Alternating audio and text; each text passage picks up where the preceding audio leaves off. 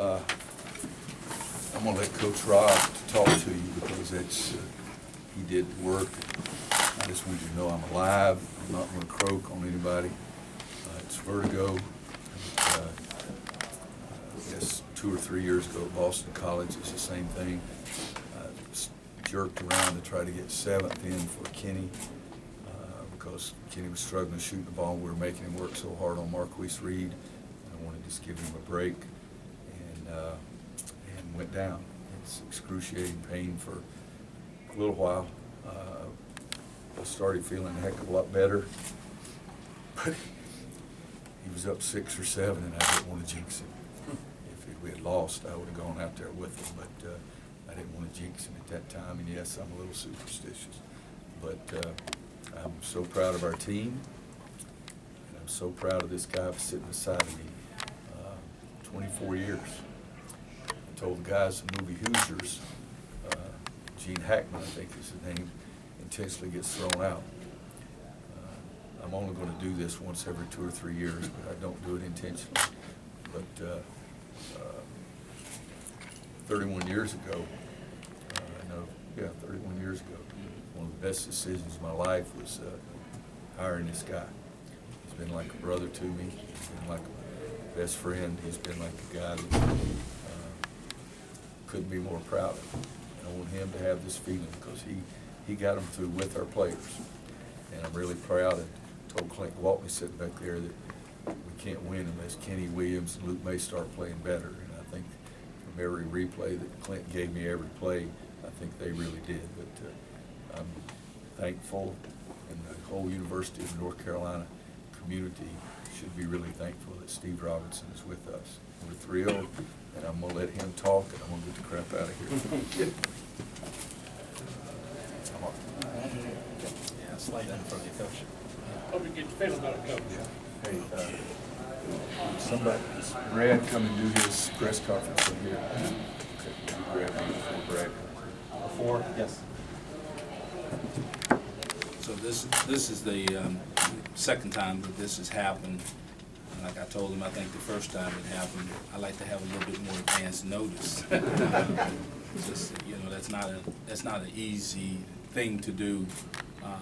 Pick up in the middle of the game and be able to manage our players and their emotions and how they feel and how they want to respond. And my job instantly is to try to give them confidence, one in me, that I'll help them navigate whatever it is we have to do, and that coach is okay. We got a great staff that can help him, and that their job is to play and try to play well and do everything that we're supposed to do in order to try to be successful in the game.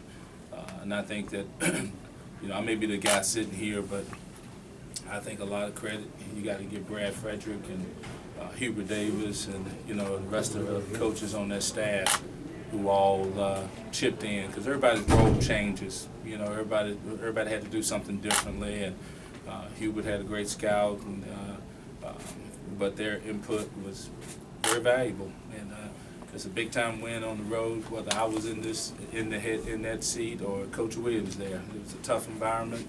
They played well. They never went away, and we made enough shots to win the game at the end.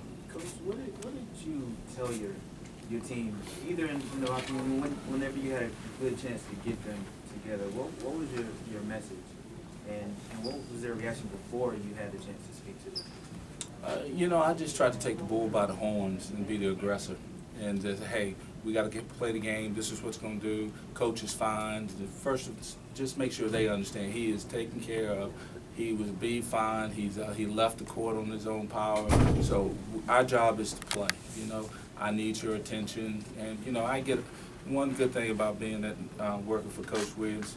They hear my voice. They hear my voice all the time, and every day in practice. So it's not like it's strange to them to all of a sudden here's this guy barking at them about what they need to do and how they need to do it. And so that part, is just what I do.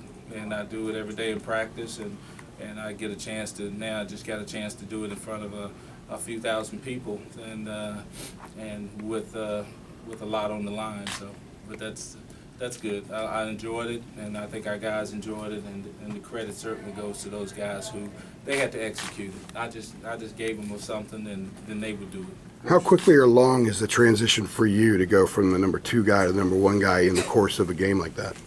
I didn't have long, did I? No, no, you didn't. It was about 30 seconds, and then it was like you got to go right away, and there's no time for it at that point in time. It's just you got to step right in and take command and try to direct them, because if I waffle, then what do you think they're gonna do?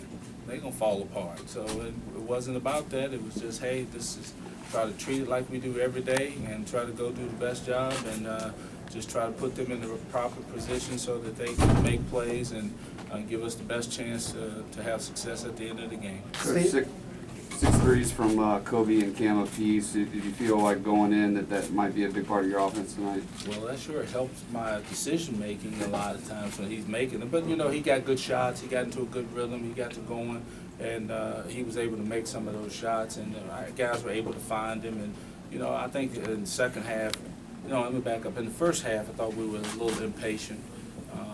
We were pretty quick trigger with some of our shots, and there were segments in the game that became very frantic, and I kept talking to him about trying to be poised, and Kobe got the ball in his hand, and he got some daylight, and was able to knock down some big shots, and not only him, Kenny hit some clutch free throws down the stretch for us, and we had different guys that came in and made plays, and with the way we play and what we do, I think that's a big part of our team's identity, that we have different guys. Luke May hit a couple of shots, Cam hit a shot, we get an offensive rebound, Kobe hits a three, Kenny makes free throws, and we do it as a team. We play unselfish and we try to play together. At the beginning of your answer, when you were talking about he got in the road, were you talking about Kobe or Cameron? Kobe. Steve, you've been with Coach for a long time. I'm just wondering, on a personal level, what's kind of the emotions for you when you see him go down?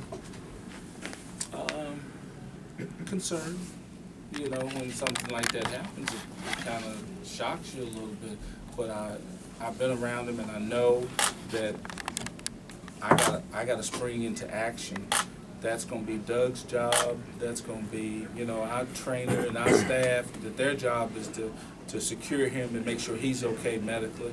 And then I got to make sure I jump our guys and get into them right away that, okay, this is what we got to do. Because unless they stop the game, they're gonna put that ball back into play, and I got to go, and then we get on the bus, and I can rub his head a little bit and pat him on the back. Coach, talk about your execution on offense. At the 6-minute mark, you had like 4 straight possessions. You were able to run your offense and execute and scored on all 4 of them to give you a little bit of a lead going into the game. Yeah, we did a nice job of running some of our set plays, and our guys executed. And I think I've heard Coach Williams say this, that everything looks a lot better when the ball goes in. We ran some of those same sets or same plays in the first half, and they didn't go in because I thought we were a little impatient. But I thought in the second half we really kind of dialed in, we executed, and then guys made the shot. So it made all those little plays look great. When did you guys have an idea that Sterling Manley was going to be able to play today? He's been kind of inching along through practice, and I think that today was the point that we thought we might have a chance to get him out there on the floor, and he came in, he made a basket, he got a free throw, and did a good job on defensively, and so it's just slowly trying to integrate him back into our team. Take one more. Steve, Luke had 2 3-point plays to give you the lead back, about 6 minutes to play. Cam hit a 3 as the shot clock was winding down, and then Kenny hit some big free throws there late. Can you just kind of speak to the senior class and what they've been able to provide from this run? Leadership, their experience of playing in big-time games, being on the road in hostile environments where you got to play. Luke has played in a national championship game. Kenny has been there. Cam in his 2 years with us has played in those big games like this. And this is what conference play is about at this time of year, where everybody's just fighting, scratching, clawing for every win that you can get. And our guys showed a lot of poise. our senior leaders were what they should be, leading our basketball team and helping us make plays. And I think that helps Kobe to be free to be able to do what he does, and that's score. Thanks, Coach. Our locker room's open.